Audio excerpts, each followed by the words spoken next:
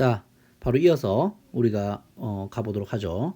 부등식의 성질, 부등식의 성질을 이용해서 우리 부등식의 성질을 배웠죠. 뭐 부등식 풀이를 해보자라고 하면 우리가 이것도 선생님하고 다 정리한 내용이에요. 부등식의 성질 뭐예요?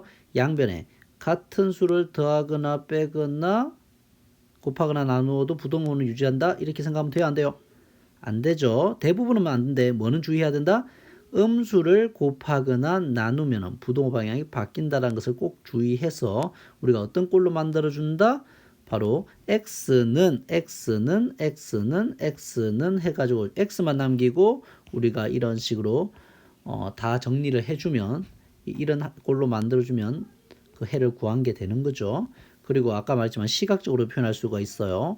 x가 a보다 작다라고 하는 것은 자, 이렇게 작다는 것은 이게 동그라미가 어떤 동그라미예요? 여기에 자기 자신을 포함하지 않는 이런 형태의 동그라미로 표현해 주면 되겠죠. 그죠? 이런 형태로 표현해 주면 되겠고 x가 a보다 크다 하면 자기 자신을 포함하지 않으니까 이게 하얀 동그라미로 써주고 이렇게 오른쪽으로 우리가 영역을 표시해 주면 되겠죠. x가 a보다 작거나 같다라고 하면 자기 자신을 이번에 어떻게 해야 돼요? 포함해서 까만 동그라미로 이렇게 해주고 이렇게 왼쪽으로 꺾어주면 이 영역 전체를 말하는 거죠. 자, 그러니까 뭐예요? x는 a다와 x는 a보다 작다. 이거를 다 포함하는 영역을 말하는 거예요.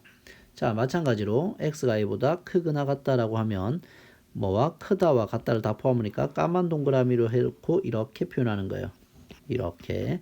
그래서 x는 a다와 x는 a보다 크다가 다 포함되어 있는 이런 형태를 말하는 거예요. 이 둘을 다 포함하는 거예요. 자, 됐고 지나가도록 합시다. 그래서 부등식의 풀이는 어떻게 했다? 자, x를 포함하는 항은 좌변으로 다 모으고 상수항은 다 우변으로 이항을 해서 이런 꼴로 만들어준 후에 이 a 값을 넘겨주면 되었던 거죠. 근데 단 a가 양변을 a의 개수로 나눈다. 즉 a를 넘겨줄 때 뭐를 조심해야 돼? x의 개수, 즉 이 a가 음수면 부동호 방향이 바뀐다라고 하는 것을 꼭 기억을 했어야 되는 거죠. 이 a 값이 뭐면은 a 값이 음수면 부동호 방향이 바뀐다라고 하는 거 꼭 조심을 해야 됐습니다. 선생님하고 다 같이 해봤었죠. 그래서 풀이를 보면 자 풀이한 거 봐보면 쫙 살펴가 보면 이렇게 마이너스 4를 넘기면 되겠죠. 양변 등식의 성질을 이용해서 하면은 우변 7이 되겠고 부동호 방향이 유지된다. 자 여기서 플러스 6을 넘겨서 이렇게 만들 수 있겠고 이번에 뭘 넘긴 거야? 마이너스 2를 넘길 건데요. 양변에 마이너스 1을 나누는 형태라고 해도 되고 마이너스 2 곱하기가 넘어갔을 때 역수로 넘어간다. 이렇게 나중에 정리해도 돼요. 알겠습니까? 그래서 그 원리는 양변에 마이너스 1을 뭐 한 거가 되겠어요? 양변에 마이너스 2로 나눈다가 되고 그럼 부동호 방향이 바뀌어야 하죠. 그래서 바뀌면 좌변은 x, 우변은 1이 돼서 이렇게 되겠고 등식의 성질을 우리가 시각적으로 표현하면 1을 포함해서 1보다 작은 모든 x 값들을 다 포함하니까 이런 식으로 우리가 수직선상에 표현할 수가 있겠다.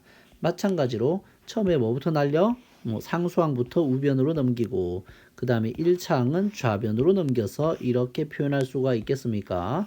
이때는 부동호 방향이 안 바뀌죠. 이항을 했을 때는 부동호 방향은 바뀌지 않아요. 왜냐하면 덧셈과 뺄셈에 대한 영역이기 때문이죠. 자 여기서 이제 4를 넘길 때는요. 4를 넘길 때는 나누기로 넘기지만 얘가 양수잖아요. 얘가 양수기 때문에 부동호 방향 역시 유지가 된다. 되겠습니까? 그래서 x는 4보다 작거나 같다가 되겠죠. 이런 식으로 되는 거죠. 이때는 어때요?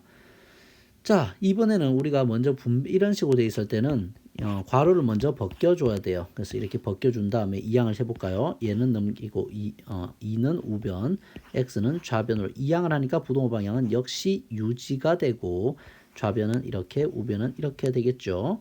그래서 정리하면 이렇게 되겠다. 자, 여러분들 잘 따라가 보세요.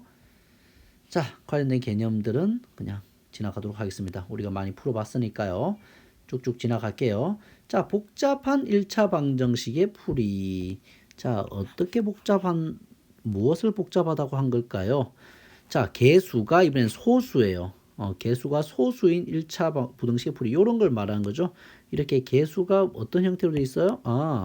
개수가 조금 지저분하게 생겼네요. 그러면 양변에 10을 곱해서 다 자연수로 바꿔버리면 되잖아요. 그죠? 이 좌변도 곱하기 10 해주고 우변도 곱하기 10 해줘버리면 2x 플러스 14는 4x보다 크다 이렇게 되겠고, 자, 이 양을 먼저 시킵시다. 이렇게 이 양을 시키면은 마이너스 2x는 14보다 크다가 되겠고, 자, 이제 마이너스 2를 날리면 되겠죠? 마이너스 2. 자, 근데 이게 음수라는 거 조심하고 얘를 역수로 곱하기니까 나누기로 넘어가서 이렇게 넘어가겠죠, 분모로. 자, 그랬을 때 부동호 방향이 바뀐다 안 바뀐다? 바뀐다. 그죠? 그래서 x는 7보다 작다. 이렇게 되겠네요. 자, 두 번째, 복잡하다는 게 무슨 말일까요? 개수가 소수가 아니고 이면 분수일 때, 그럼 양변을 분모의 최소 공배수로 곱해서 다 정수로 바꿔버리면 되겠죠. 예를 들어서 이런 형태가 있다고 쳐봐요. 그러면 분모에 2가 있고 분모에 3이 있어서 지저분하다. 그럼 양변에 2와 3의 최소 공배수 6을 곱해주면 되겠습니까? 6을 곱해서 정리를 해줄게요. 양수를 곱했기 때문에 부동호 방향은 바뀌지 않아요. 그래서 좌변은 3x-6, 우변은 2x가 되겠고, 이 부동호 방향은 유지가 되겠죠. 유지가 되겠네요.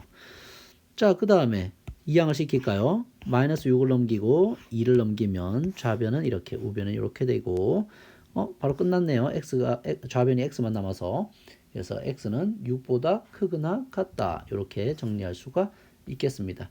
그래서 복잡한 1차 방정식의 부등식의 풀이라고 하는 것은 기껏해야 개수에 소수가 오거나 분수가 오는 것이고, 소수가 올 때는 우리가 10의 거듭제곱을 곱해서 정수로 만들어주면 되고, 분수가 왔을 때 분모의 최소 공배수를 곱해서 개수를 정수로 만들어주면 되겠다라고 하는 거예요.